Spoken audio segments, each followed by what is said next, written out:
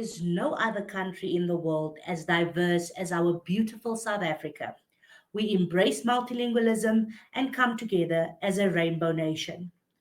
Language colors our nation, language empowers us, language unites us. Take phrases like, Jy is kosbaar. You are all kinds of amazing. Umuntu ngumuntu ngabantu. Matsoho a tlhatswana. Good morning, dumelang, thobela, molweni, ladies and gentlemen. Welcome to the 2021 Language Awareness Week. Before we begin, I would like to share some housekeeping tips. On your right-hand side of the screen, you will see a small white button. If you click on this, you will see the chat and the Q&A function. We would like to engage with you and see your comments in the chat. If you have a specific question, place it in the Q&A section. This is really great because you as the audience can upvote more pertinent questions, so the popular questions are moved to the top of the screen. To enjoy optimal viewing during the presentation, you can click on the small box in the top right-hand corner. This will expand the presentations if you would like to view them more clearly. To get seated at a table, just double-click on any of the open seats. Without further ado, enjoy the Language Awareness Week, where language is celebrated. And now, ladies and gentlemen, we are going to view one of our celebration videos. When we are out of the presentation mode, at the bottom of the screen, click on the logos and you will be able to see the videos in full. Yeah. Shout out to linguistics one more time. Expression. Let's go. In order for me to speak, I need to understand what language I'ma reach out with no touching hands. The root of my linguistic interest is deep-seated in my innocent intentions and reflections. Similar syllables make the simplest of sentences with effortless emphasis. So we can bridge our differences and teach our kids what wisdom is. Through expression and consensus, there's direction. Every question is a quest for understanding of our precious planet. Can't abandon understanding. That's how we build companion and compassion for the next man. Or at least, that's my understanding. Where we at with it. Good morning, Dumelang, Sawubona, and welcome to our session, penultimate session of the Language Awareness Week here at Northwest University. My name is Rosemary Wildsmith, Professor in the Faculty of Education and Research Coordinator for the monitoring and evaluation of the implementation of the Faculty Language Plan in line with the University Language Policy at the Northwest University. So in this role, I've designed a session that includes an exciting new research project on multilingualism called Bakonde, and then expert views on the introduction of African languages at higher education institutions. We will have the session divided as follows. We begin with an introduction to the research project, Bakonde, in which Northwest University plays a major part. We then move to expert views on responses to 3 questions that I put to them in the form of pre-recorded videos. These questions will be read out by myself before each video is shown. And then finally, we will have a live panel discussion on the issues raised in the videos and a live question and answer with the audience. So please sit back and enjoy the presentations, and we will begin with the Bakonde video. Ladies and gentlemen, good morning. I will give you a background to the Bakonde project. It's the name of an EU Erasmus Plus project by a consortium of South African and European partners under the leadership of Salamanca University in Spain, in response to a call for capacity building in the field of higher education that was issued by the European Union some 3 years ago. Bakonde is the acronym of the project derived from its full name, which is quite a mouthful. It is Boosting the Use of African Languages in Education a qualified, organized, nationwide development strategy for South Africa. Full stop. In a nutshell, Bakwande can be defined as a coordinated response to one of the national priorities identified by the South African authorities, which is the fact that the majority of learners or students as Bantu language speakers do not receive education in their mother tongue. More specifically, Bakwande represents a collaborative effort between European and South African higher education institutions to build capacity at the latter in order to promote the use of indigenous African languages as medium of instruction. The word Bakwande means let them understand or just understand in the Nguni languages. It is a 3-year project that will run from 2021 to 2023. So we are only in the first year of this project, although we've spent about 2 years in the run-up to it. There are 7 partner institutions in Bakwande. The European partners are the University of Salamanca, Groningen University in the Netherlands, and Trinity College, Dublin in Ireland, while the South African partners are Northwest University, Rhodes University, University of KwaZulu-Natal, and the University of the Western Cape. As Rhodes University, we are extremely delighted and proud to be part of Bakwande. Bakwande has offered us an opportunity to be part of a team of local and international experts on multilingualism, a team that is deploying an organized strategy to address some of the key challenges that have made it difficult for us as a university to implement our language policy. We depart from this national priority and many isolated attempts to address the situation, and we seek to establish a collaborative network of what we call African Language Developing Units, or ALDUs. These units will be operational in each of our South African partners, namely Northwest University, UWC, UKZN, and Rhodes University. South African higher education institutions are all very aware of the language policy framework document, full title, Language Policy Framework for Public Higher Education Institutions, which was promulgated at the end of October 2020, and from which it is apparent that the development of African languages has become not only a priority from the side of the education department, but has become an imperative placed on higher education institutions in the country. Currently, very little has been done by most South African higher education institutions in this regard. The mere teaching of African languages at HEIs will not achieve promotion of these languages as mediums of instruction. It is the use of these languages in classes to teach in different academic fields that will achieve this purpose.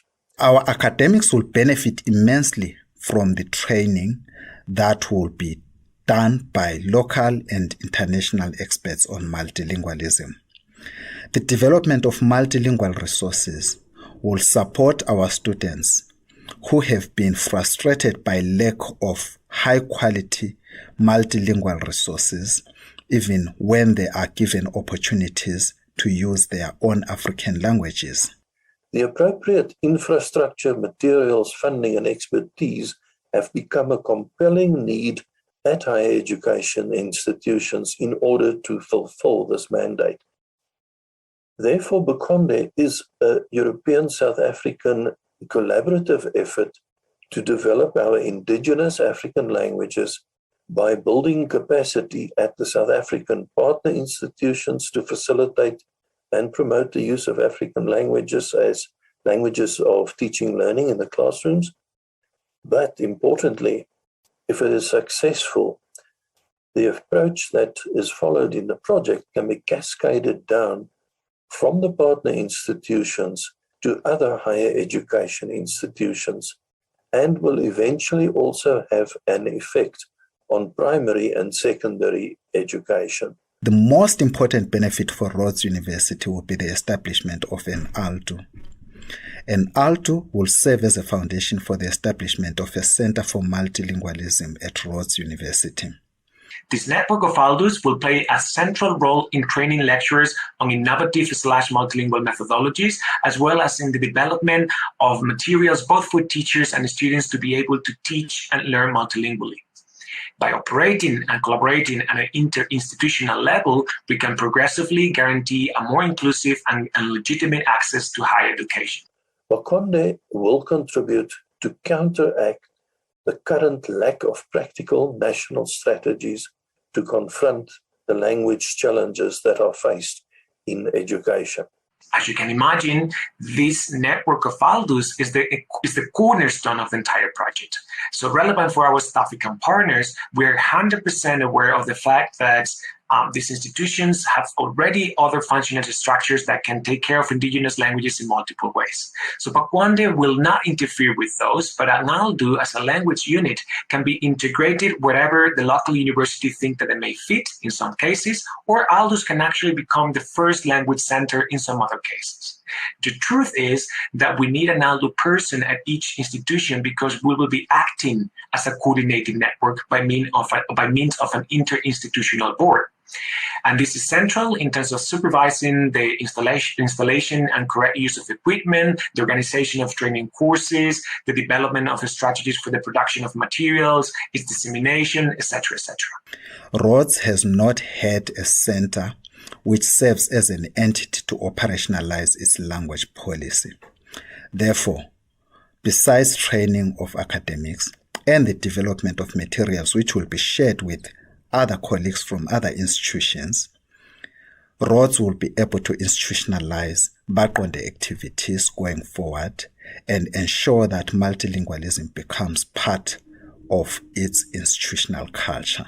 So the idea here is to consolidate these 4 pioneer partners during the lifetime of the project as the core of an expansive network, which will lead to a growing pool of quality materials and resources and the continuation of the training and dissemination strategies at a national level.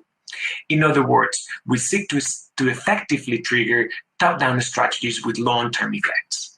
In this regard, I would like to take this opportunity to invite you and other higher education South African institutions to join this growing network in the short term. In the meantime, you can also visit our website for further information. That was now a very good explanation of our research project, which is an exciting one. It doesn't mean to say that work has not been happening at higher education institutions. A lot of work has in fact been happening, but Bakonde tends to fit in and perhaps drive further the initiatives that have already been put in place. Now we'll come to our second part of the session, which is our pre-recordings of responses to the questions I've asked them. And the first question was, in your opinion, in which ways can the African languages be used for learning and teaching in the academic domain at tertiary level? There is enough research that has proven that many students struggle in higher education, not because they are not intelligent, but partly because of the language of teaching and learning. And indeed, in a society such as ours, where English is dominant, language proves to be a barrier to many students. And this doesn't help even after the opening of access for diverse students into higher education, including universities, where only access was limited to students according to race and languages. So while these students are now at universities, they continue to struggle in various disciplines because of language matters. I think we must first acknowledge that African languages are wrongly perceived as inherently shallow and therefore inadequate for use in the academic domain. It is in fact their proscription hitherto in the academy that has led to this misperception. As educators, we know when learners have to work with concepts, it's very useful for them to define those concepts and to think about those concepts in all the languages that they know. So to use your home language to really understand the concept that you are using in class is a very useful way of deepening your understanding in terms of learning at higher education level as well. translanguaging as a multilingual strategy indeed helps address some of the problems because it accommodates students from diverse disciplines, allows them to use their full linguistic repertoires in order to make meaning of the subject content from the different disciplines in which they are learning. And that way, it allows them to participate actively. It allows them to engage more meaningfully with the content by relating it with what they already know and their own experiences. African languages can be used in tutorials and in part in lectures as part of the intellectualization process that can lead to improved learning, epistemic access, and therefore student success. They can be used as modules offered across the faculties. They can be used as the medium of instruction. They can be used in tutorials as supplemental instruction. They can be used in language planning and development to make them scientific like any other language, as a means of communication, written, spoken, or signed. And I have included signed because of the South African Sign Language, that is the SASL.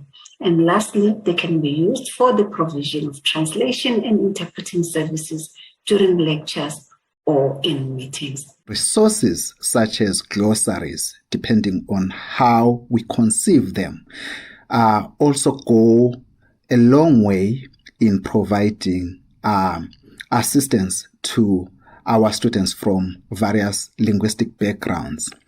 The glossaries indeed explain the language of teaching and learning, the terminology which is not accessible to students of various backgrounds, because this terminology is the specialized code that is actually developed by experts.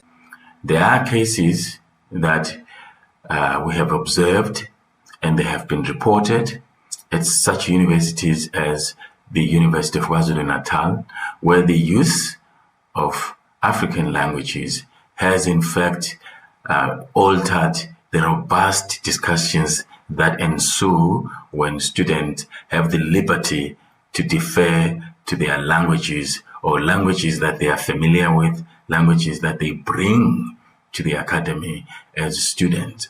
What makes it even more difficult is the fact that while terminology is not everyone's language, for students who speak languages other than English, it is actually compounded by the fact that English itself is not their mother tongue.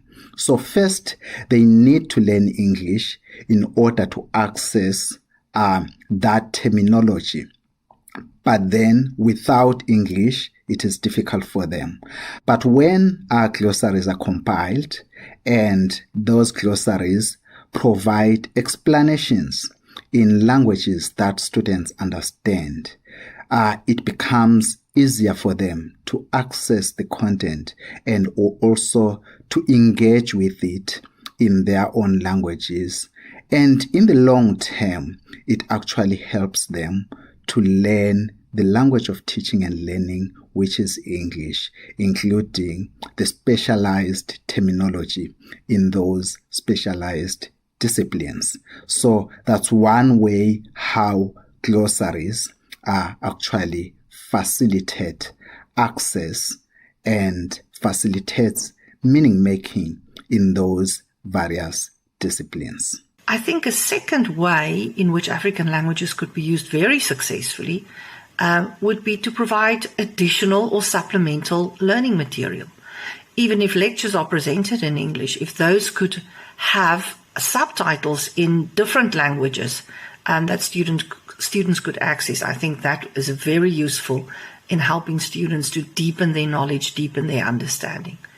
A third way would be to use bi- or multilingual assessment in higher education. If that is done well, I think it could really assist learners in terms of achieving optimal marks in assessments. So it is when students have the choice of learning and or interacting with content issues in the languages that they are more comfortable with, that improved learning can be observed, epistemic access can be achieved, and therefore student success. Right, we've heard now from our experts on question 1, and what I'd like the panelists to reflect on, we won't talk about it now, we'll go to the next question in a minute, but I'd like them to think about what their experiences have been in the use of African languages at their institution, which will be our institution, how about using multilingual pedagogies, and how do students feel about that? We'll come back to that, though, during our panel. The second question to our experts was, which varieties should be used at tertiary level? The standard varieties developed by language boards and bodies, or the less formal but more familiar varieties that students and lecturers use at home and in their communities? And we'll hear what they have to say about that. In my opinion, the standard language variety should be given a priority by the language board or bodies in line with the country's constitution. And secondly, at communicative level, other language varieties may be considered. But the first priority, it should be a standard language variety that should be used in order for it to be scientific and developed fully as the language of communication and in academic settings. I think the issue of varieties is not unique to African languages. English, for instance, has many varieties of English around the world. Afrikaans itself, as an official language in this country, also has varieties, standard and non-standard. So the idea of standard versus non-standard is not actually unique to African languages. Maybe I want to start first of all by linking to ideas that our colleague and the scholar Zubeida Desai has thought about for many years. And she says we need to be reminded that language in education, one of its aims is to provide access to standard varieties of languages. So in one way, one can't get away from thinking about the standard varieties. Education is about standards. For students to graduate through our learning programs, they need to have reached certain standards which are used as a measure to indicate that they have successfully accomplished the learning outcomes of specific learning programs. However, we need to be mindful not to perpetuate certain standards which have for a long time been excluding and alienating students or even impeding their academic success. The intellectualization process is an ongoing and sometimes organic process. And African languages are actually going through that process of intellectualization. What I must actually emphasize is that the national language bodies are not developing languages. They are developing terminology that is required for African languages to have sufficient capacity to discuss all issues, complex and simplex, mundane and standard. The capacity is necessary because if the language is prescribed for as long as the African languages have been prescribed in the academy, they do not naturally inherit the necessary lexicon to discuss discourses that can be viewed as specialized. The problem we have in South Africa is that many learners are saying the standard variety of Sesotho, I don't have access to that standard variety. It hasn't been developed well in school. So it's difficult for me to now all of a sudden at higher education be confronted with a bilingual Sesotho English paper. The Sesotho, that type of Sesotho, formal standard Sesotho, is not helping me to get access to concepts easily. The distinction between standard and non-standard is a common distinction. There are certain discourses that can be perceived as standard and others as non-standard, i.e. as everyday use. I will take the example of English. There is everyday English language that we use. There is academic English that we use in academic writing. There is also English that is domain specific. For instance, when you're studying law, you use what we call, or what is known as, the legalese, the language that is specific to the discourses that are found in legal studies. Medical practice also has specialized discourses that speak to that particular domain, and so on and so on. The way language has been used in teaching and learning is one way in which standards have been alienating and exclusionary. Therefore, as we open up our universities for multilingual pedagogies, we need to be mindful that the African languages that we bring to universities as part of this multilingual endeavor do not become the new alienating and exclusionary standards. We need to be mindful that African languages actually have varieties which are a hallmark of linguistic diversity that characterizes our society. Therefore, we need to allow students to use optimally their linguistic repertoires as part of their learning in our spaces. The idea, therefore, is that terminology development enables African languages to gain the capacity to discuss legalese in an African language, to discuss medicine in an African language, because the terminology required for those discourses has been developed. So African languages are not necessarily so variant that their use is problematic. African languages can be brought by the students themselves when they come into the classroom. They can use the language that they're familiar with to discuss any content issues. And where it is necessary, when the terminology exists, that terminology needs to be brought into the lexicon of that particular language, so that that language will have the capacity to actually discuss in a scientific way domain-specific knowledge.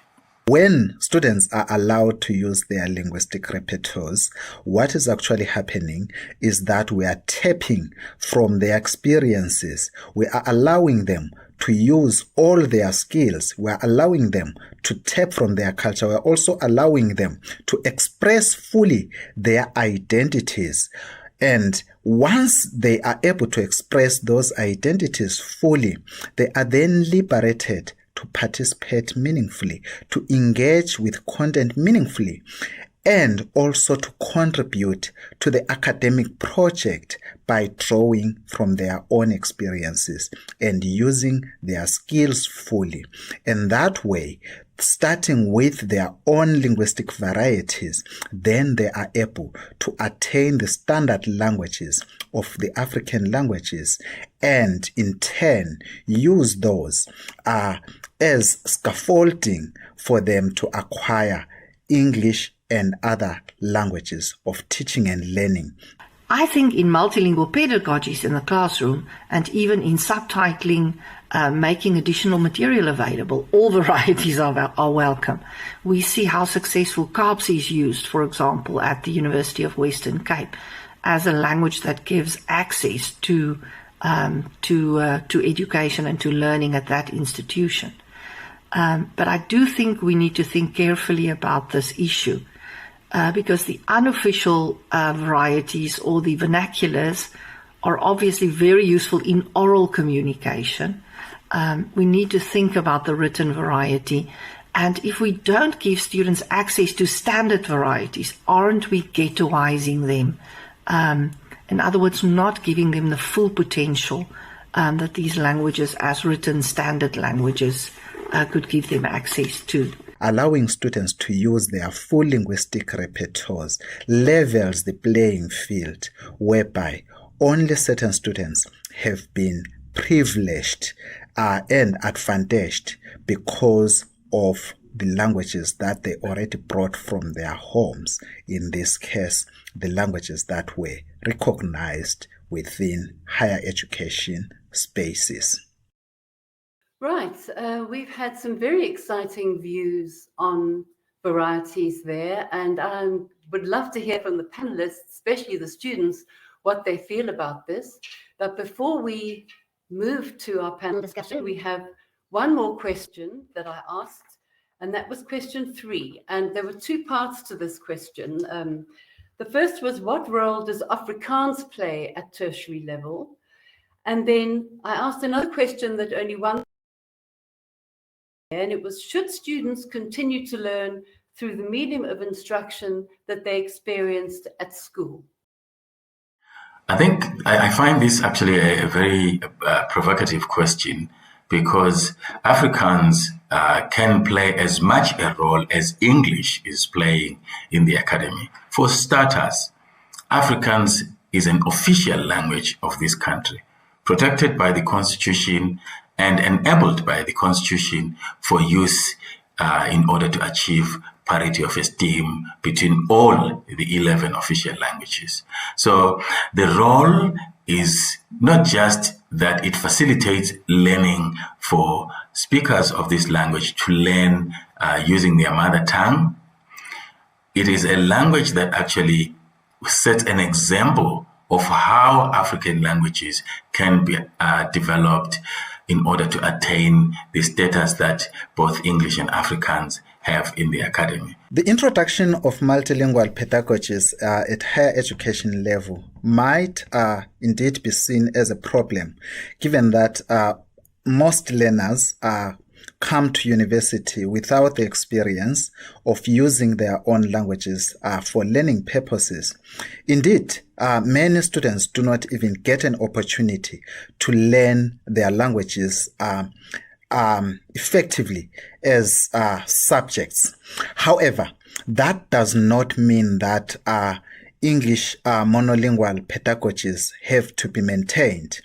In fact, it actually highlights the tasks that South African society faces in dealing with these problems.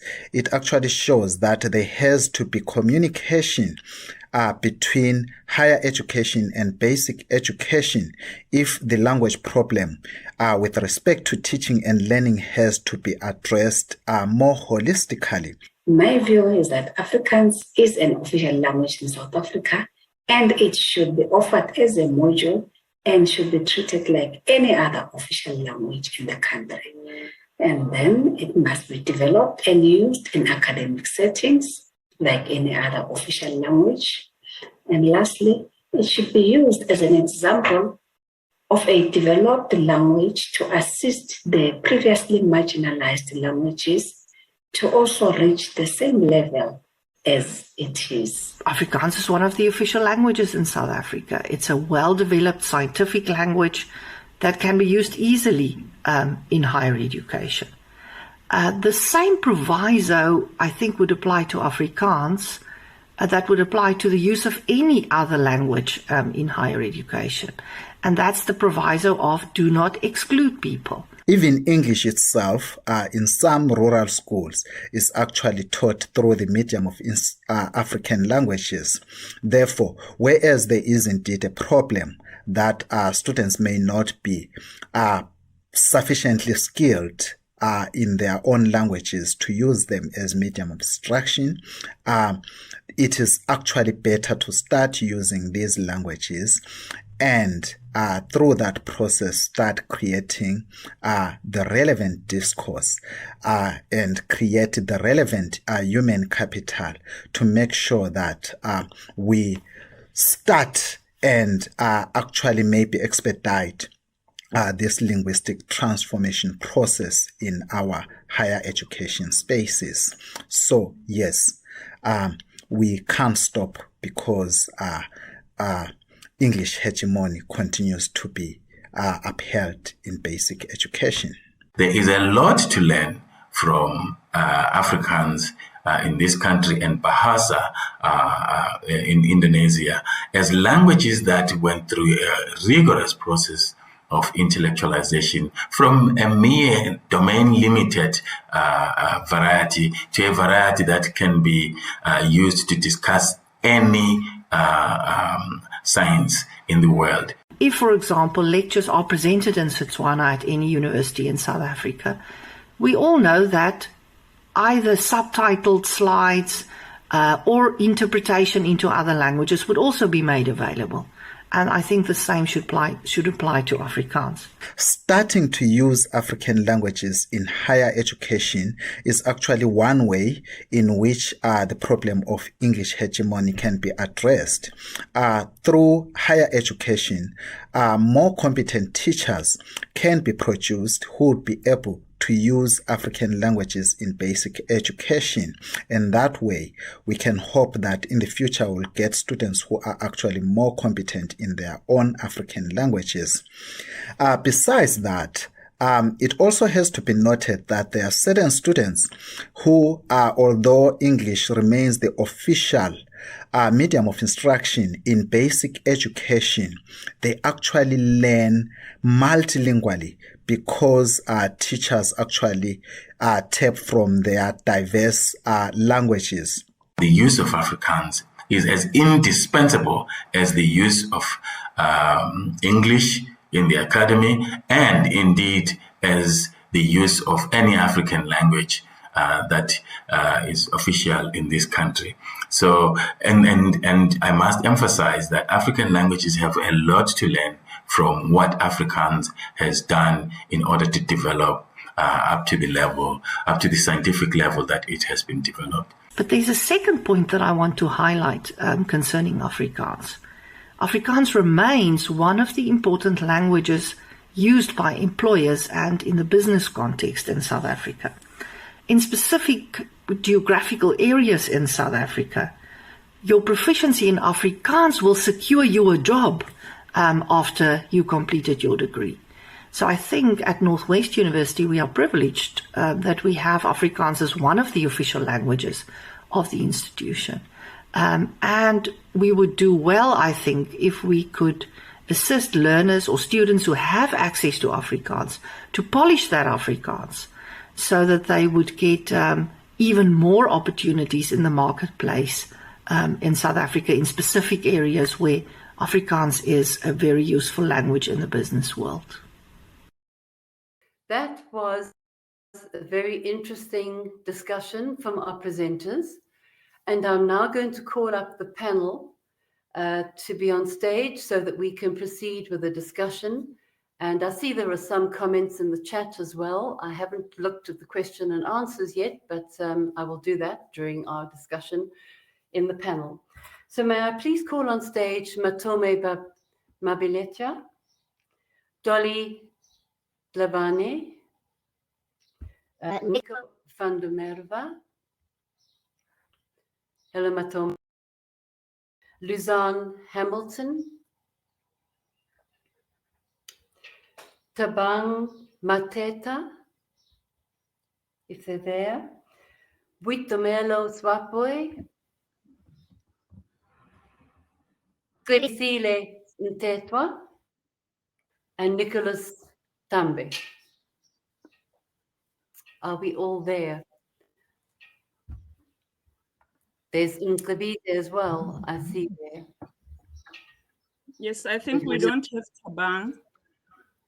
We don't have Tabang. Have we got Nicholas? Yes. Nicholas Mkedisi, yes, he is there. He just needs to come to the stage. Right, the students need to come to the stage. We're all staff at the moment. Buitomelo, welcome. Nicholas, press your mic and camera. Nicholas is struggling. Yes, I think if we can just mute ourselves until I ask a question and then we can proceed. All right, so there's Glevisile.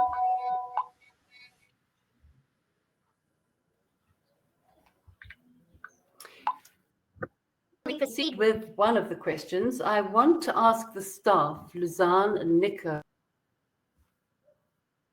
what their experiences of using the multilingual pedagogies, including the African languages, has been at the university. They've done very interesting work, and I would love to hear from them. Perhaps, Luzanne, you could start about what you've actually been doing in your lectures and where you are, which department, which faculty, and what you've actually been doing with the students and what kind of success you've had. Good morning, Prof. Rosemary. Good morning, everyone. I'm from Management Sciences. I'm a senior lecturer in business management. So I'm offering business management modules as well as project management. So what I've been doing with the multilingualism is I've introduced some of the terminologies in African languages. I take like important concepts, for example, in business management or entrepreneurship, I take the term entrepreneur or planning, organizing, leading, or control, and then I translate that for them on the slides. And what I've picked up is that students really feel more comfortable to relate them to those terms, and then they also feel more comfortable to discuss these terminologies with me. What I've also picked up is, okay, this is now easy concepts, but if you take the more difficult concepts, it's like students are then feeling that they are more comfortable in expressing the different concepts. They do understand it better. And so, yeah, I've also spoke to some of my students, and they really feel good about it. And they say, you know, you took me back to my home language. You took me back to something I can relate to, because what I also do, if I think of an entrepreneur, then I also look at practical examples from that specific community. So if I speak of an entrepreneur, and I look at a spaza shop, or anything that I can relate to. If you look at Afrikaans or English or Sesotho, you use examples in their cultures. And yeah, so the feedback from the students was positive. And yeah, like I said, at the end of the day, the positive that came from it is that students felt more comfortable when they see that we're also relating to their home languages. Okay, thank you. I wanted to ask you where you get the translations from. Is there a bank? Do you have a glossary, a lexicon? Yes, so what we're busy with now in our school, per subject field, to draw up a list of glossary words, different glossary words, different terminologies. But what I've done last year during lockdown is I've also spoken to honor students and master students to assist me with that. And then we also make use of the translation services on campus. Right, okay, with the language directorate. Thank you, Yes. Thank you, Lisanne. I've heard a lot about that. Now I want to ask Witumelo. Witumelo, have you had any experience of the use of the African languages by the staff, and how do you? You need to unmute yourself. You're unmuted at the moment.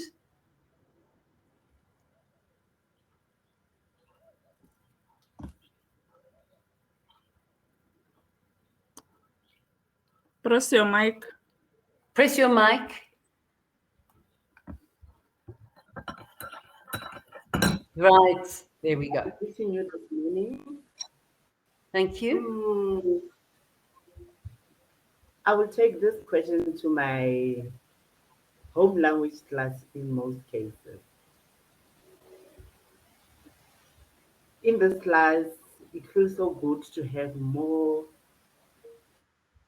to have more of your Africanicity in terms of education. You are being taught, right? Oh, yes. You are being taught in your language. You get to know. I'm a Tswana speaking person. My home language. I do my home.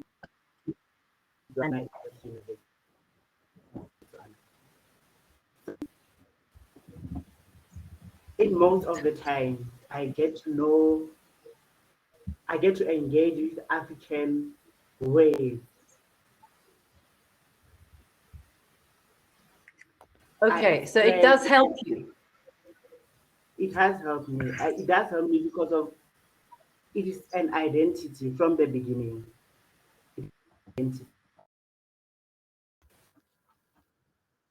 And lastly, I get to express my thoughts. Right. Thank you for that. Cebisile, may I ask you how you feel about the terminology that is used in the class when the lecturers use the African languages? Can you talk about that at all? And you need to unmute yourself. Press your mic, please.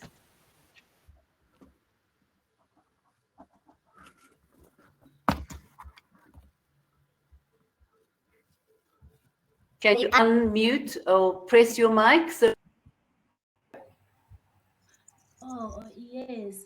The experience in my home language classroom is very exciting because, you know, when you are talking using your home language, it's not like you are using the other language. You are using the language that you understand, the language that you can experience, the express your perspective with. So use my language and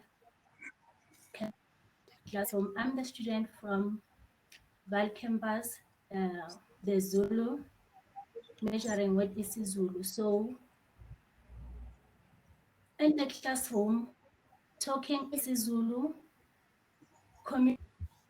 students communicating the lecture using the language that we all understand have very, very great. It's a great experience for me.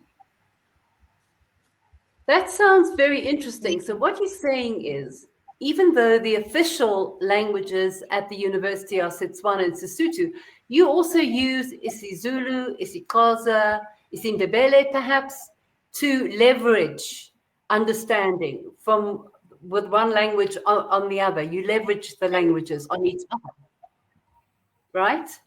Is that what you're saying? Is here in Val campus, we have isiSotho, we have also isiZulu, and together with English and Afrikaans. So using those languages is it's a privilege to us because we are experiencing the greatness of communicating in our languages in the classrooms.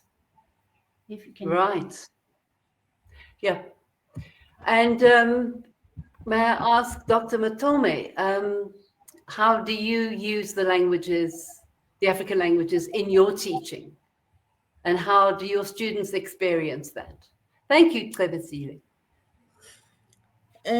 Good morning, everyone. I'm teaching Sepedi, Sesotho sa Leboa, in classroom, and then we embrace multilingualism in when we use the study material. Most of our study material is written in English. We don't have enough material in Sepedi. So most of the time we use English, and the students have to translate some words to Sepedi. Then that's where we have a variety of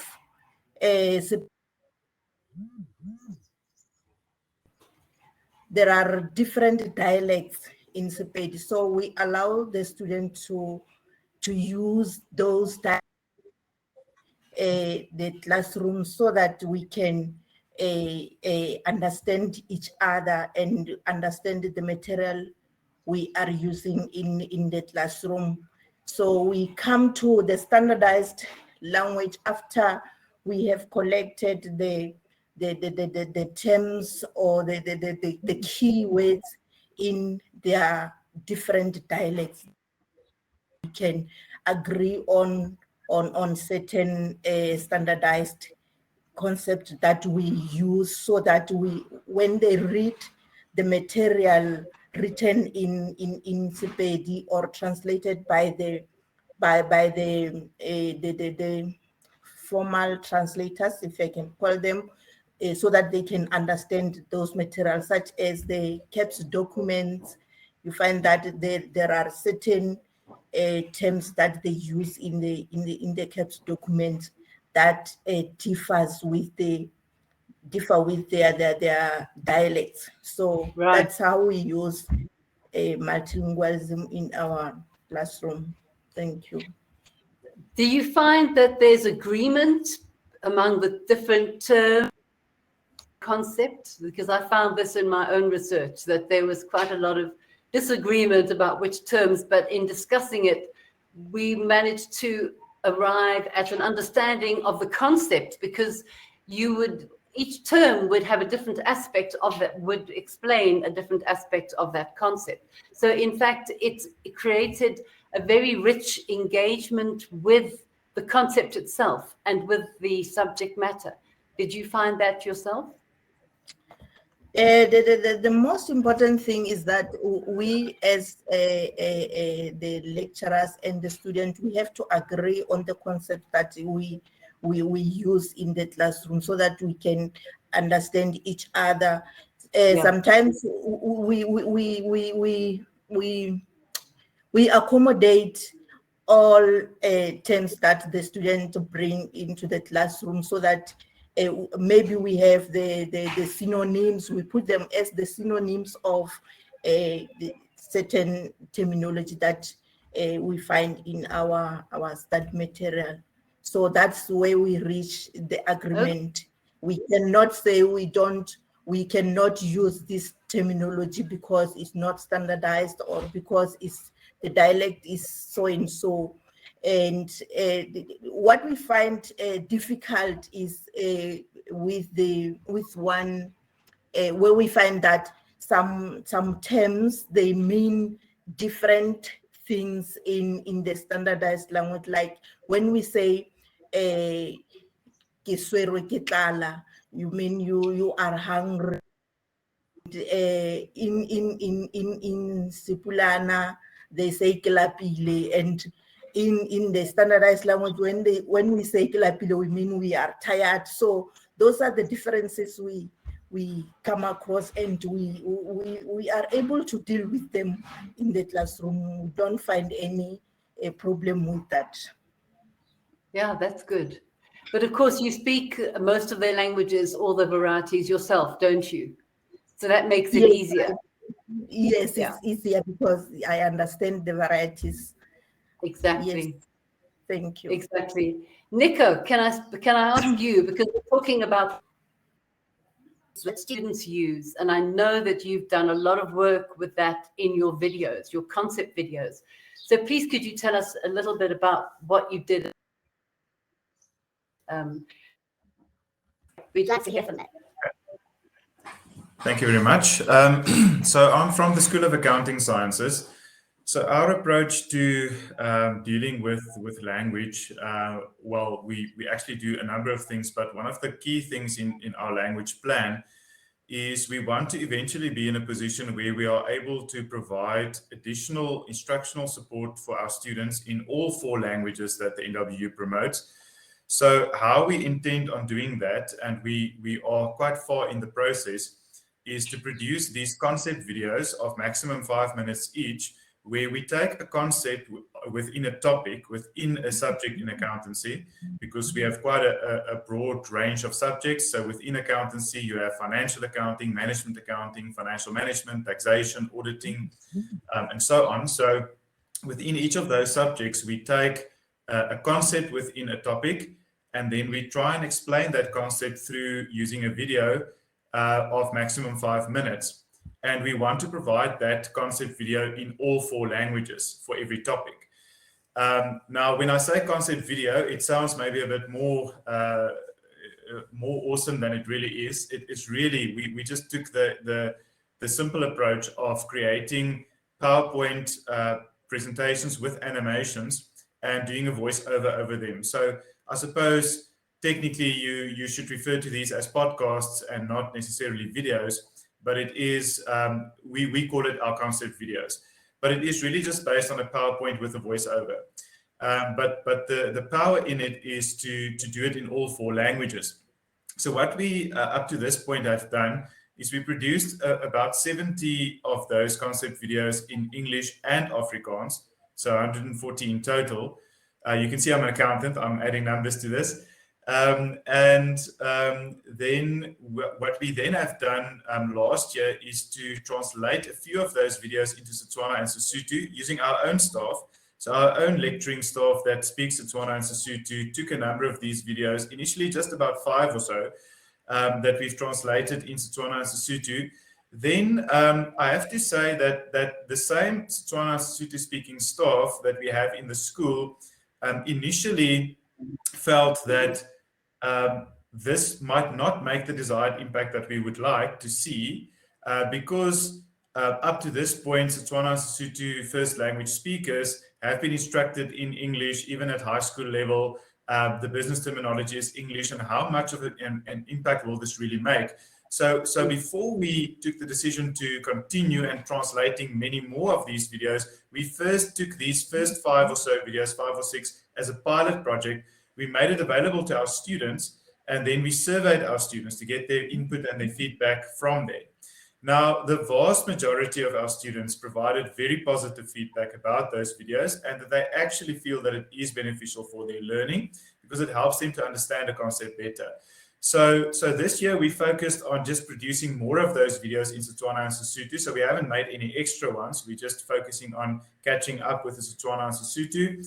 I don't have an exact number now, but it is still work in progress. We will probably only finish it up during the first half of next year for full rollout. But it is something that seems to be working and our students find valuable. On your question about the standard versus the non-standard terminology, so if I can just share our experiences with you. So when we started with the first video that we had to do in Sesotho, we made use of the language directorate to translate a script, an English script of a video for us into Sesotho, or it might have been Setswana, I can't remember. And we made that available to the lecturer to make the first video, which I think was the first one was a Sesotho video.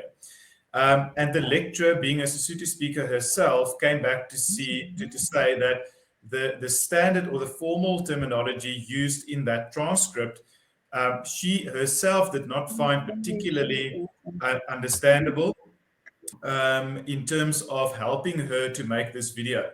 So we then and there just, decided, and in hindsight, it was the right decision to not try and use very formal or standard Setswana and Sesotho in our concept videos.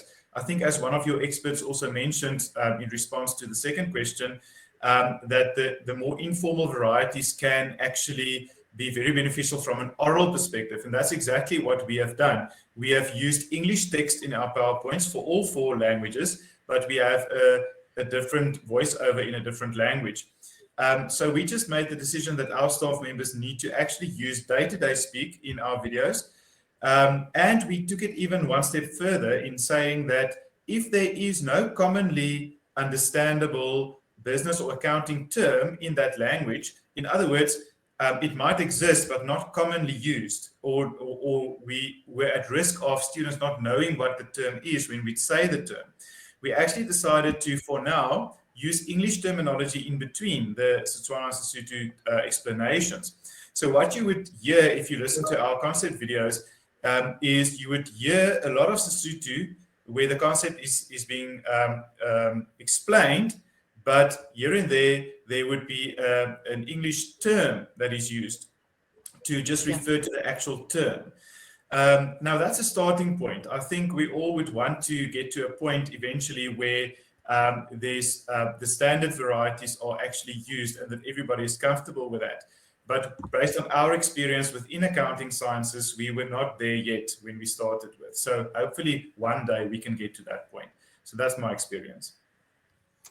Thank you. No, I love the way you've actually explained that, because I think that is really important to begin with what's familiar to the students within their frame of reference, to access understanding, at least, of the content, and then to move incrementally towards creating that standard. And I think that is what we heard in the pre-recorded videos that we actually watched.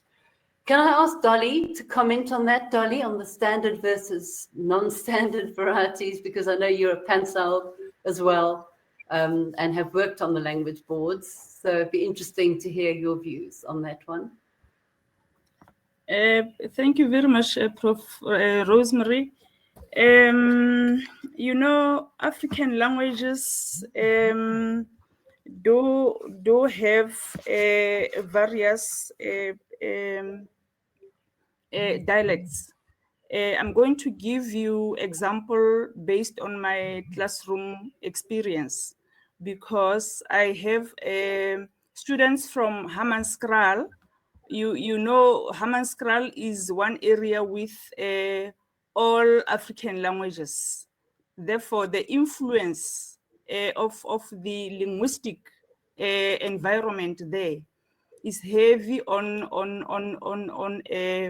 the people who stays around that area. And you can imagine the student from having students in one class from Hammanskraal, from Vryburg, from Taung, from Rustenburg, from Zeerust, from Potchefstroom, where the influence is Afrikaans, and from Bloemfontein, where the influence is Sesotho. That it is one needs to be conscious. And as a result, the lecturer needs to understand who are these students who are seated before me, so that going forward, you know what they are bringing in class and how do you match that and how do you integrate that. And what we do right away, we agree, we continue every day, every time, every class, because each class has got its own experience. So we agree on terminologies. We agree on the standard. And I have a privilege of being, you know, closer to some of the Pensalt members who work on the standardization of Setswana, like Mr. Mokakale, who is with us now. And it's sometimes easy for me just to, you know, after the class, to confirm some of the concepts, just to give a call and check. But what I want to indicate is that you cannot, as a lecturer, want the students to do or to use the words that you yourself as a lecturer wants them to use. You need to meet somewhere with your students. So this I experience a lot when we do content like say literature, where we discuss the literary devices, or where we do a content like the processes of comprehension. And we don't have African languages material, academic material on reading comprehension. And you are seated with a module outcome where you have to teach your student, but there's no material. So what I do is that I give them opportunity to read the English version, but I do the translations for them. So before I give them my translations, I let them read the English version, and then we come and match that in class.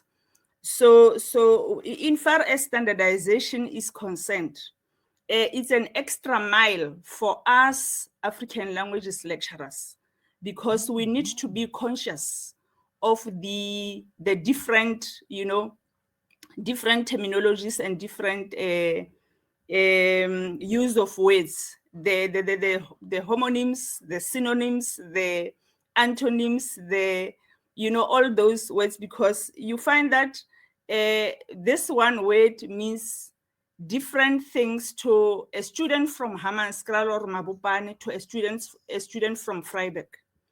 So that is how far I can answer that one, Prof. Rosemary.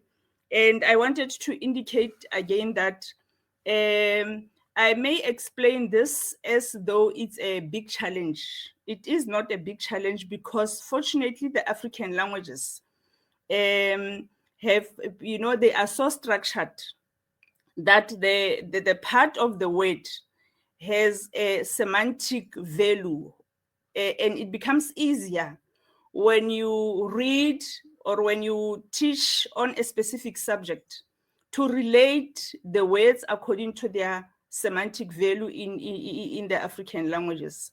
So standardizing in class is really necessary. And we as African languages lecturers, we need to be conscious of that and allow the students to bring whatever experiences and linguistic knowledge that they have.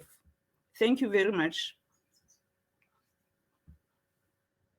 Yes, you see, we have an interesting dichotomy here because we have lecturers who can speak the students' languages and we have lecturers who can't necessarily teach in the students' languages. So that's a very different experience. What I'd like to know from the students themselves now, how they feel about the standard versus the varieties that they speak. And I'll start with Witamelo. Could you put on your mic, please, Witamelo, and could you respond to that a bit?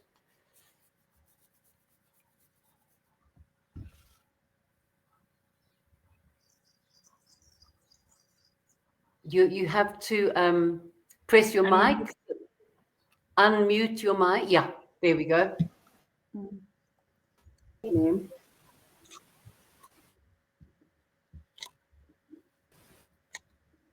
So the question was, how do you feel about the varieties versus about your own variety versus a standard, having to learn a standard form of your language, especially if you have not had that at school? Okay, that is the biggest problem on my side. Having to learn the standards, it is not easy at all because of you will have to engage. You don't really understand this.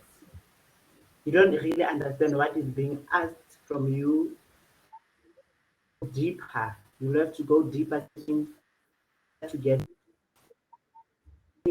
on your own. The question is being asked, and like you immediately can interpret it. You immediately can comprehend the question. Unlike when it's standard, you have to ask yourself questions, and this comes where at the end you don't understand. You just cram in order to answer it, in order to get up to it. Okay. Do you think this may be because schooling was in English, perhaps? Because you had your schooling through another language. So is this a problem suddenly switching now to the African language?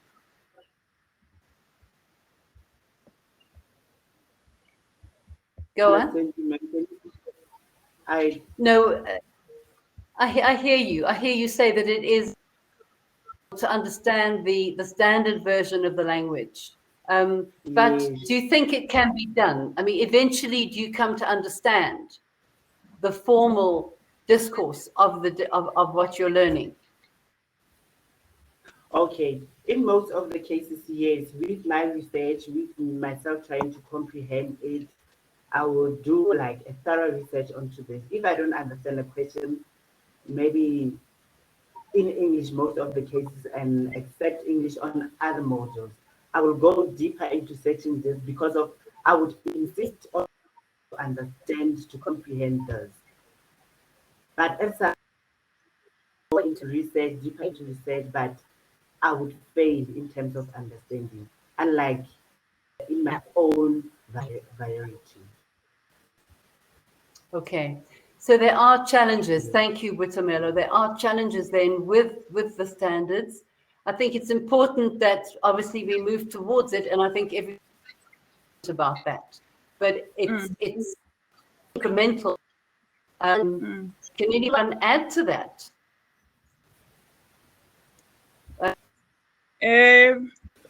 Yes, Dolly. Yes, Prof. Rosemary. You know, the issue of standards is really a serious challenge, but we need to continue to try with the students. The problem with the students is that they are comfortable with the conversational language, and when you come up with the academic language, it becomes very difficult for them because of the influence of the environments where they come from. So as you say, it has to be incremental. We need to work on it on a continuous basis to let them also understand the importance of academic language, and not only be conversational all the time. Thank you, Prof. Rosemary. Okay, thanks. So I was just wondering how we would go about that, but I think Luzanne was talking about deconstructing those concepts. Would you like to add to that, Luzanne, as to how you help them to move towards the terminology that you're trying to introduce? Yes, so what we do is, and I think it's very important, like I think Dr. Glavana also said, that some of the terminologies, it's sometimes difficult because there's different meanings in different languages. And that makes it also difficult because you need to get to the root of the definition.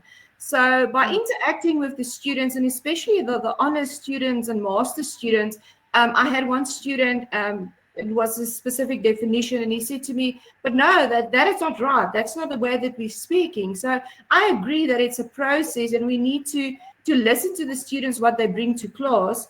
And then, it's an ongoing process to structure that. I mean, we can't just say, this is what we got from the language department, or this is what's being translated. We also need to engage with students and determine that it's really understandable, and that they know or they can relate to those concepts at the end of the day. Otherwise, we're going to miss the whole purpose of this. So I agree with Dr. Glavana that it's really, we need to do it on an ongoing basis and engage with students.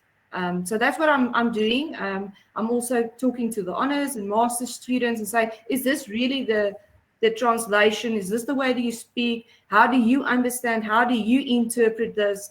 So we look at the English, and then we look at the Sesotho word, and then I would say, but now this doesn't make sense. It's not translated the way that you say it in English. So yeah, I agree on that we really need to make sure and do it on an ongoing basis. So deconstruct them as well. Yeah. I think when I was working at KwaZulu-Natal, University of KwaZulu-Natal, we would put a concept term, or a term on the board in isiZulu, and then we'd ask the students to troubleshoot it and say, well, what do you understand by that term? And it was interesting because then we would develop a semantic field around that concept. So other terms that were related, but not exactly the same. And in looking at that field, students would come to understand the concept itself far better, even if the terminology, there was no terminology at the time for that, they would at least do that. So that's, I think, a very interesting way of doing it. Matome, do you have anything to add to that? Sorry. Just before Matume adds to that, Prof. Rosemary, I wanted to add that the morphological approach as well. I think it's very, very useful, because that is where you look at the structure of the word, and always in African languages you'll find the root, And this root, this is the root that is used to formulate other words with the same meaning. So, Right. yes, deconstructing and structuring of words, playing around morphologically and semantically with the words, with your students, leading them, giving them the opportunity to come up with words, and not spoon feeding them, not telling them right forth what the meaning of the word is. I found it to be working very well on my side, because before I go to class, I identify words which I think may be difficult for them. They are Botswana home language speakers, but I cannot expect them to be knowing these words because they are more academic than conversational. And I put the words to them to say, what do you know this word? Do you see it for the first time? Can we talk about the word?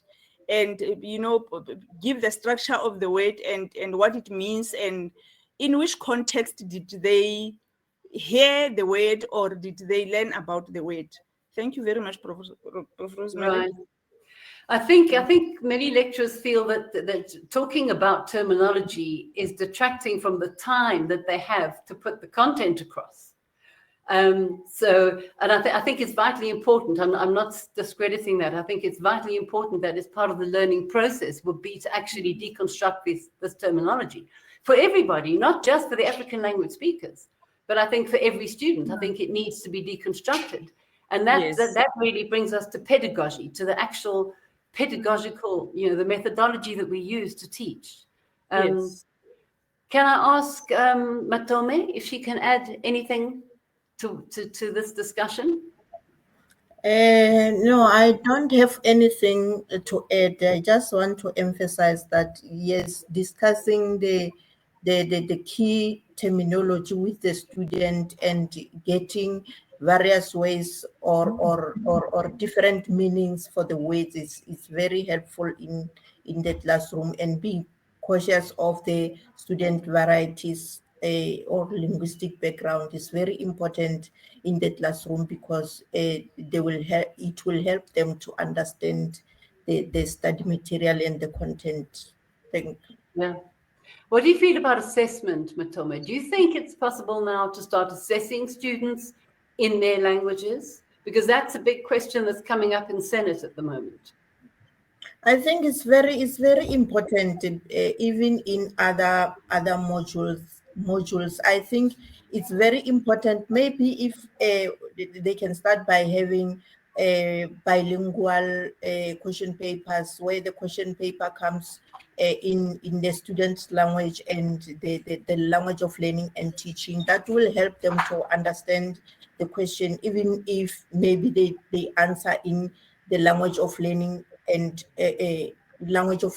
teaching, but having the questions in their own language, that will help them to understand the question and maybe the approach of how they will answer the question. Thank you. Thank you. Yeah, that's been discussed at Senate now. Yes. Just to add on what Matome is saying, the issue of assessment, we need to be aware to know that the words, the terminology, the concepts that you use in the assessment should be the concepts that the students do not see for the first time. Because if I use the translation of comprehension, reading comprehension of in Setswana, whereas the student do not have that word, that concept in Setswana, and they find it in the assessment tool, that may end up confusing them.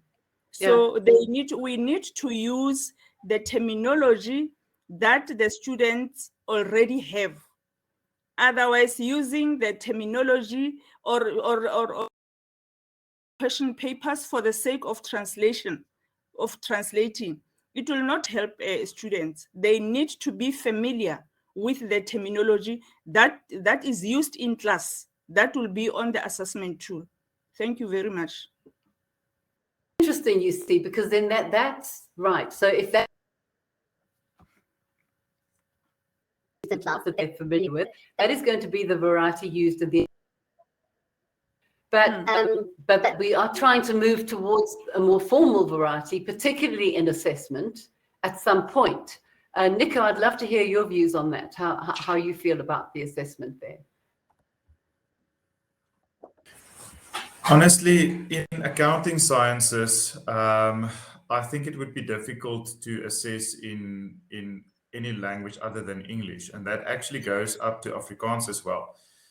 And the reason for that is simply because our qualifications are professionally accredited, and students will have to write their entrance exams for the profession in English.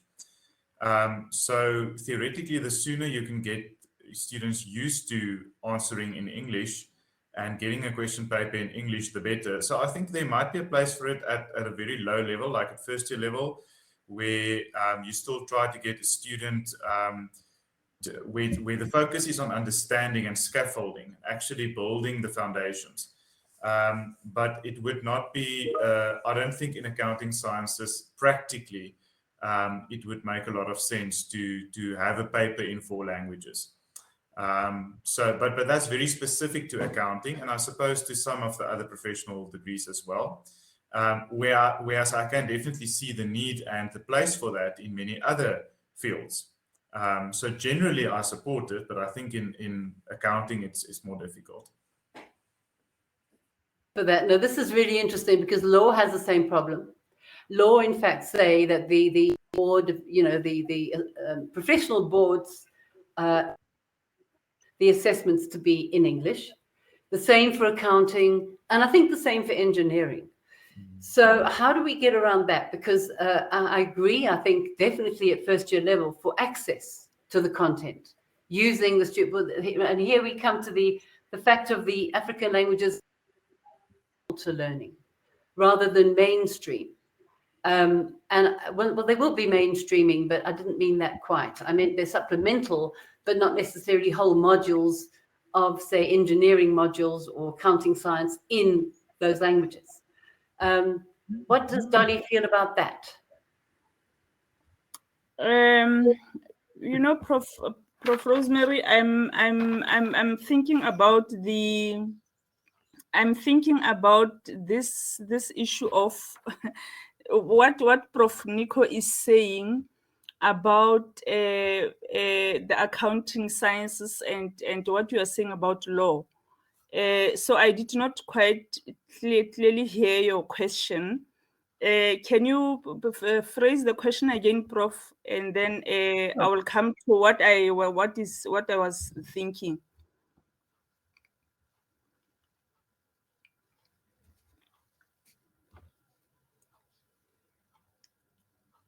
I think Prof. Rosemary has got a challenge there with the network. I did not clearly hear. If I can maybe, she just wanted your comments on exactly what you referred to. So the fact that it is maybe not that easy to use other languages in assessment for a professional accredited degree, like law and accounting. So just your comments on that. I think that's just.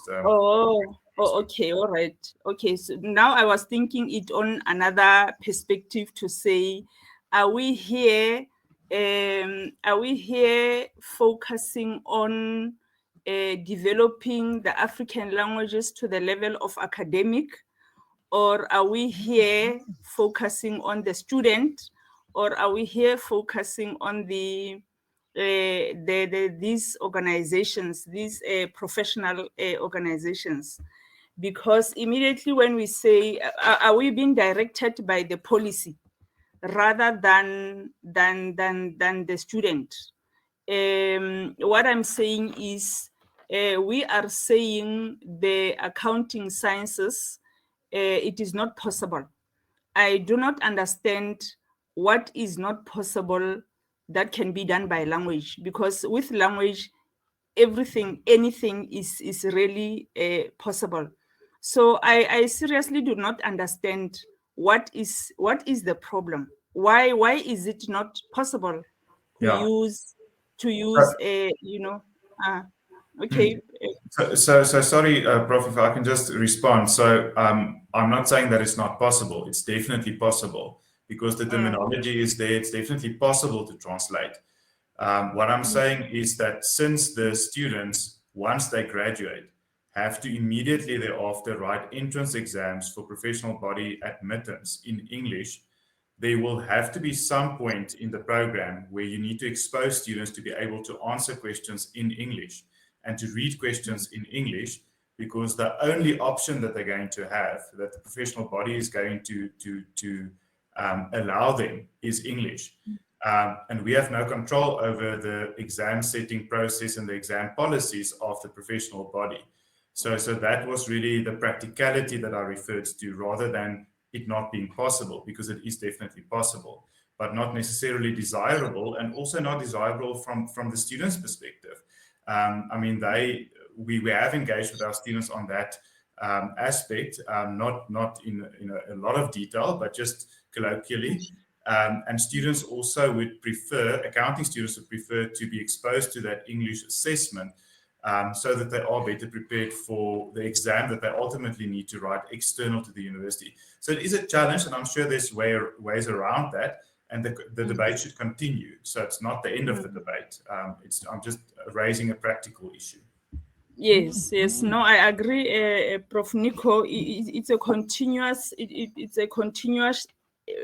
activity, which will, which can be perfected as time goes on. It won't be a once-off thing, because this is a new experience, of teaching the subject-specific content through other languages. But what you are saying about the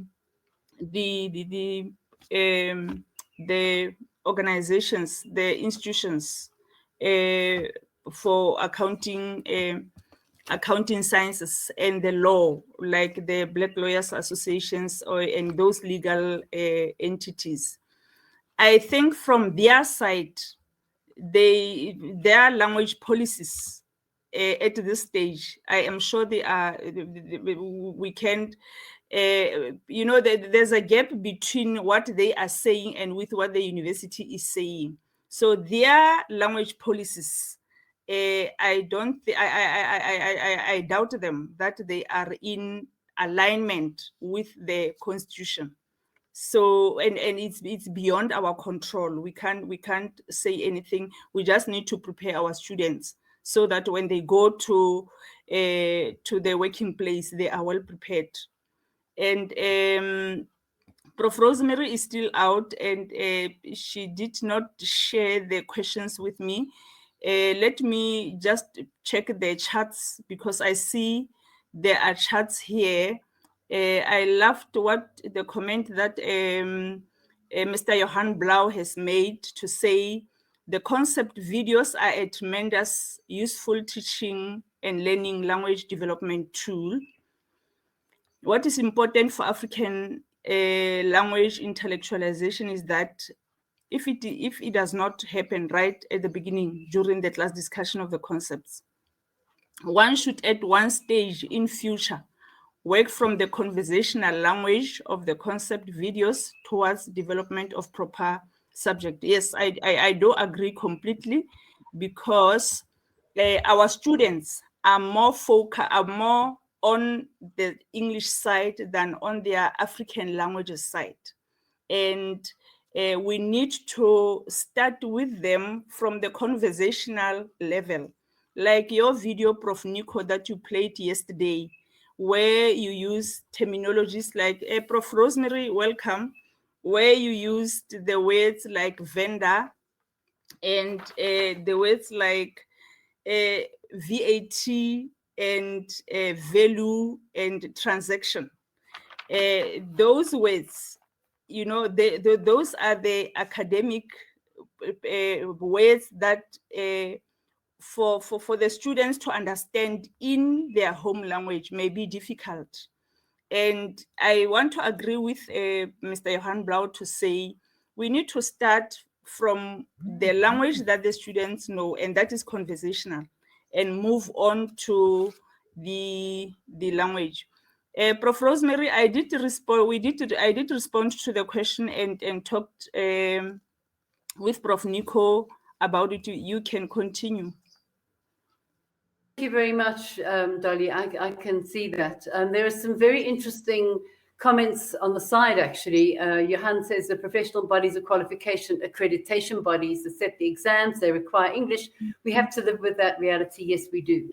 So we definitely have to find a... hear, unfortunately, what you and Nico were discussing, but I did hear the end of what you were saying. And I feel that the best we can do is to start, as we have done, and to perhaps put pressure. I don't know about putting pressure on those professional bodies, because I don't think that's necessarily possible, but certainly allowing space. But what I wanted to get back to is we need to put pressure on the schools, because we need a wash back from the universities. It's fine that we start at the universities, but often students come to us, to the been through English at school as medium of instruction. And then suddenly, not suddenly, but they change to using their own languages, which is great. But so we're all in the very beginning stages of this whole process, I would say, because with a backwash to the schools, we need to develop functional bilingualism, and multilingualism actually, but so that the students can use both languages equally well at tertiary level eventually. And that starts in the foundation phase, I would think. And so I don't know how you feel about that. Buisamelo, would you like to answer that? I see you nodding. So how would you feel about having a fully multilingual school experience? Will probably be bilingual isiZulu English. I don't know about Gauteng, because there are many languages there. That would really be good, and especially when you should start in the foundation phase, because it will grow with learners. It will grow with learners. It starts in the foundation phase, goes to then in the intermediate, secondary, as well as tertiary. So this will help them a lot, because if they do not benefit from this part of language, they will to move to the other. In the other way, they are learning more. They are learning more languages than their own. This will help them benefit more in terms of their academics, when only they are being taught or they are being allowed to even respond in different languages than their own. Thank you so much. Right.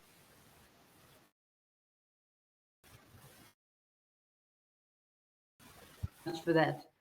Then there's a question by Akaka Bogagale. Is there any preparation in place to ensure that African languages are also considered in that issue?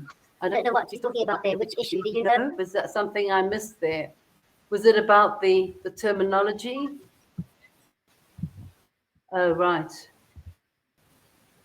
Anyway, I think we're back to the accreditation bodies again.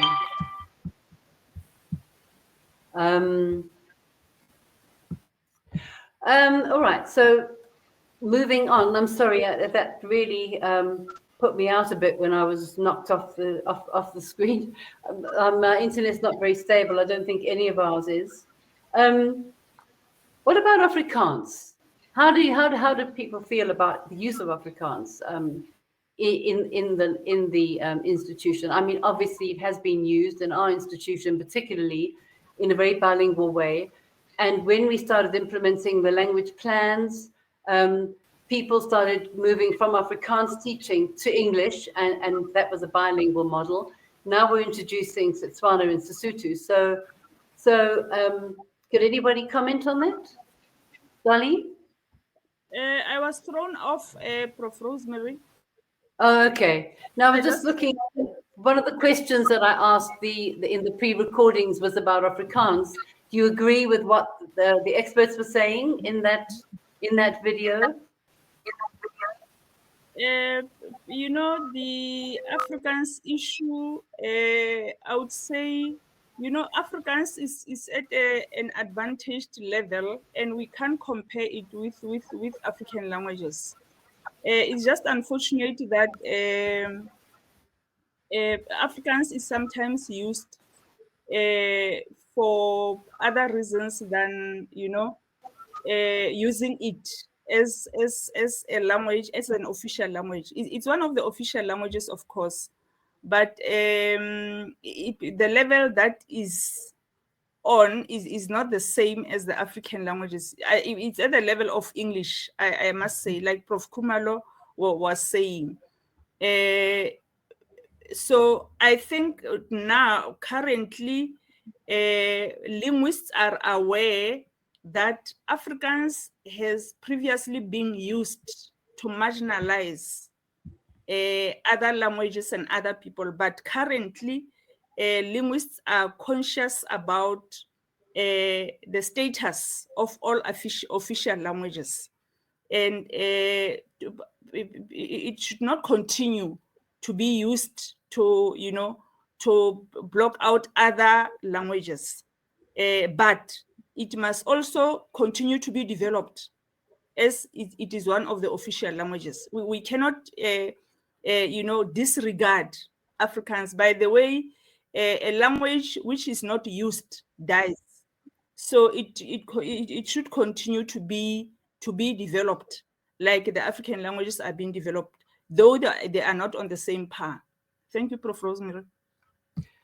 I think we're talking courses of discourse, because as Langa Kumara mentioned, the legalese, and you have medical discourse, and the scientific discourse is different. And I think English, in the same way, as new concepts, as new ideas, new innovations happen, then the languages have to cater for those, including. Does anyone have any comment to say? Anything? Nico? Yeah, I can maybe just also say that regarding the matter of Afrikaans, I think as the experts also mentioned in the pre-recorded videos, it is one of the 11 official languages. It is highly developed on an academic level. I think the solution is not to take away Afrikaans. The solution is to develop all 11 languages to the same level.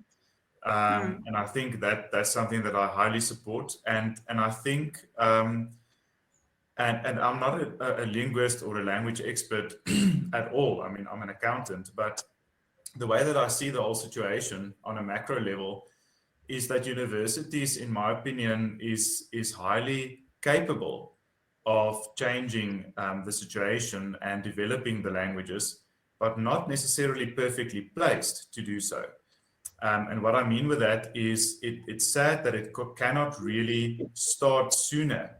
And I don't know a lot about the primary and the secondary school system and what happens there, but just based on my macro view, it seems like it would be preferable to start developing more African languages to an academic level at an earlier stage, so that you don't sit with this problem where students come to university and then they need to deconstruct what they know and construct new standard varieties.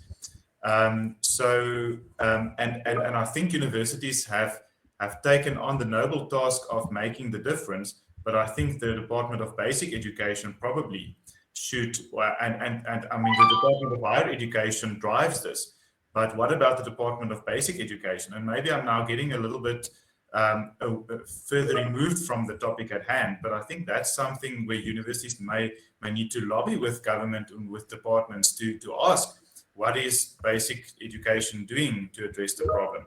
But again, I'm not an expert in this field, so I'm just giving my own opinions. Right, thank you. I'm sorry, the bot is trying to say something to me here because I had been knocked off.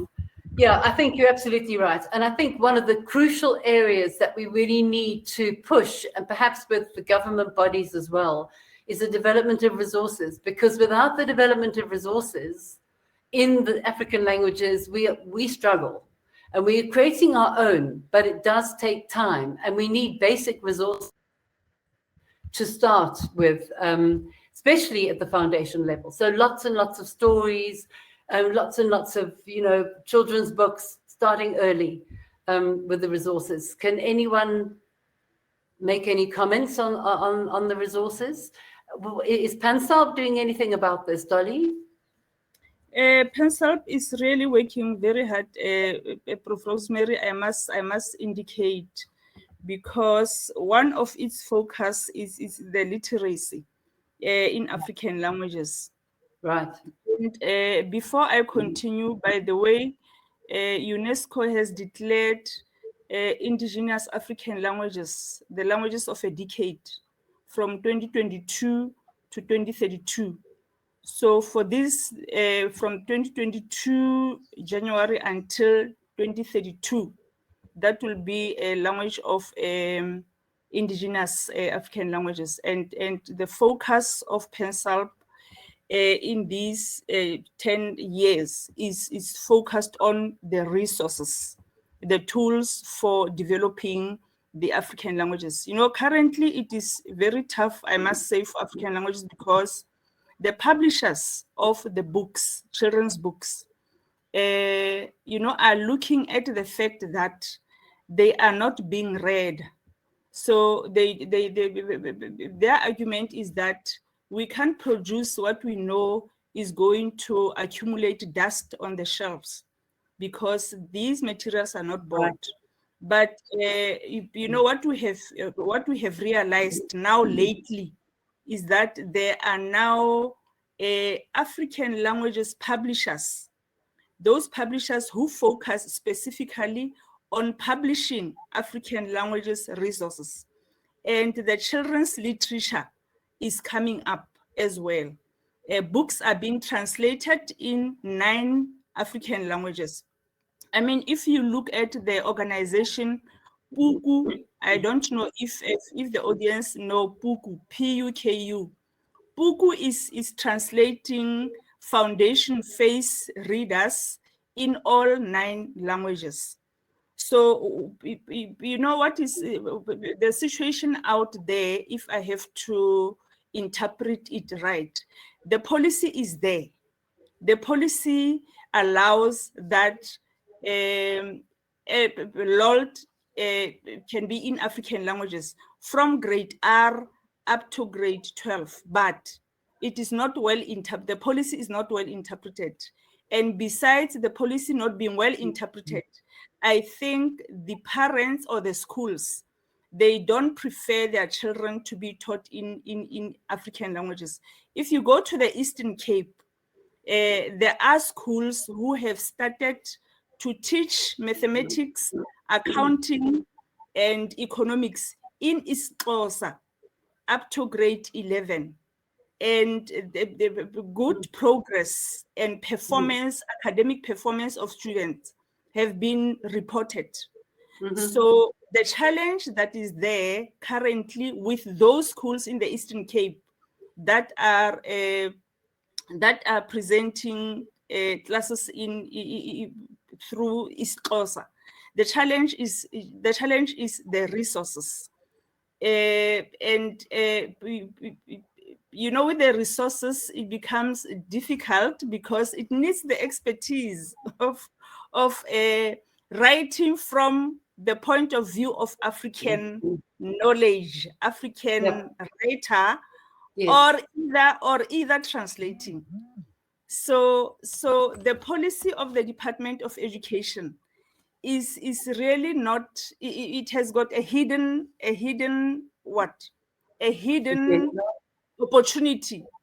We just need to interpret it correctly to say it does not mean that learners should be taught through their home languages from grade R up to grade 3. No, it can continue up to grade 12. It just depends on the schools and the parents. That is all I can say, Prof. Rosemary. Yes, thank you. Does anyone else want to add to that? Vitamelo, for example, did you have any stories read to you or told to you in your own language when you were young? When you were a child, did you have anyone reading to you or telling you stories? You need your mic on. Yeah, there we go. Yes. I had a question.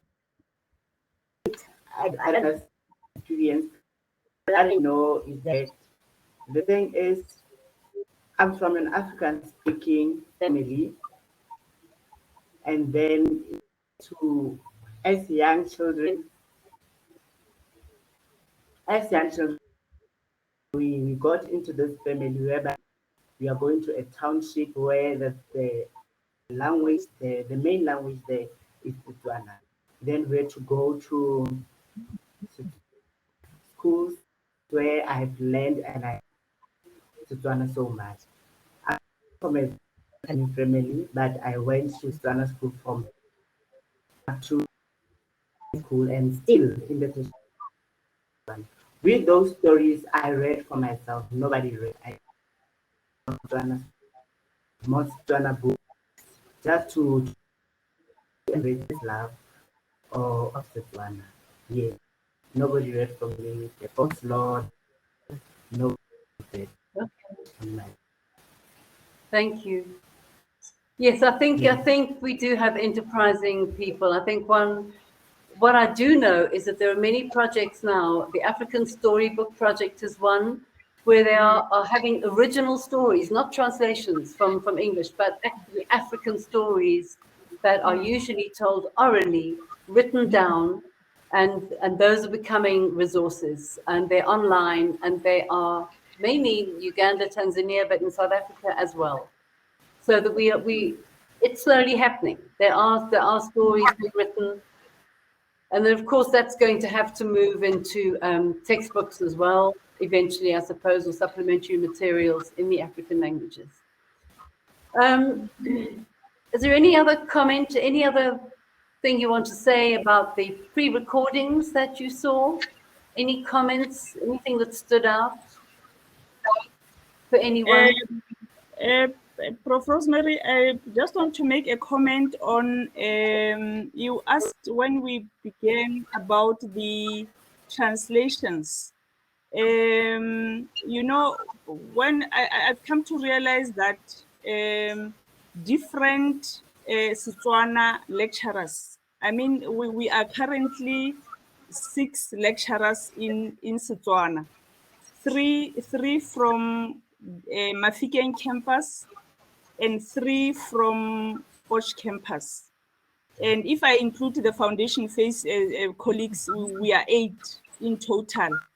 And when I request them to translate a phrase for me from English into Setswana, believe you me, I get 8 different translations.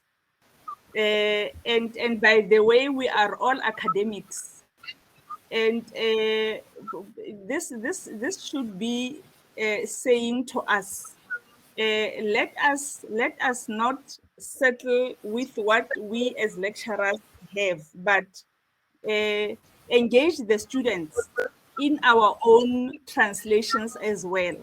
After confirming your translation with your colleague, it should sit well with the students. The students should understand what it means. The most important thing is the meaning of the translation. Thank you very much. Hear you, and I think it would be well if we had a language like Mandarin. Mandarin in China it's an ideographic language, so it's not easy, but that's the standard, and everybody else speaks their own dialect. And some of them are mutually intelligible and others aren't. The African languages are in a continuum, and they are mutually intelligible at some level, especially the Nguni groups and the Sotho groups. If there's nothing further, does anyone else want to say anything, add anything? I would like to thank each one of you for making yourselves available for this panel discussion. I think it's been extremely interesting, and appreciate and value your time. And I think we can, I know it's a bit early, but I don't have any further questions. And unless you want to say anything, finally, I would like to thank you and say that you are released from duty. And yeah, I don't quite know what happens now, but I think you disappear. And then I Thank you have so much. to close the conference. Thank you. Thank you. It was a privilege. Thank you very much. Thanks so much. Thank Prof. you. Rosemary. Thank you, Prof. Rosemary. Thanks. Thank you. Oh, you're going to stay with me, Butamela. That's great. So I've got company.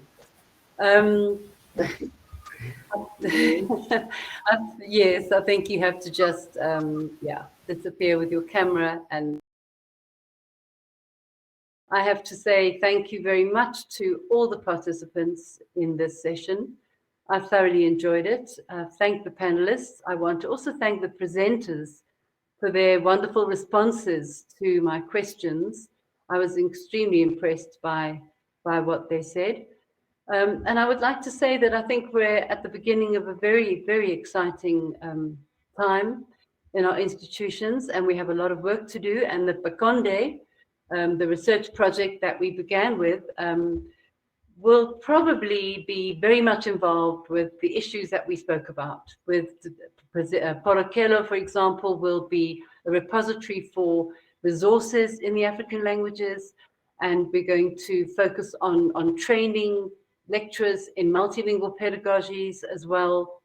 That is our next work package that we're doing.